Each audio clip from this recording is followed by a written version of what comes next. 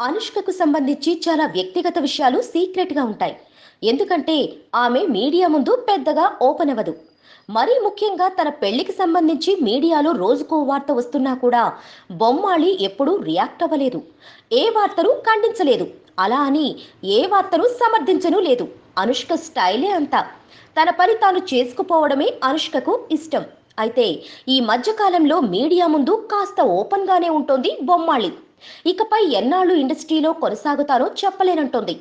అదేంటని ప్రశ్నిస్తే ఏమో, తనకు భవిష్యత్తులో అవకాశాలు వస్తాయో రావో అనే అనుమానం వ్యక్తం చేసింది. లేకపోతే తను మ్యారీడ్ లైఫ్లో సెటిల్ అయిపోవచ్చని కూడా చెప్పేసింది. రాబోయే రోజుల్లో ఏదైనా జరగచ్చని సంకేతాలు ఇచ్చింది.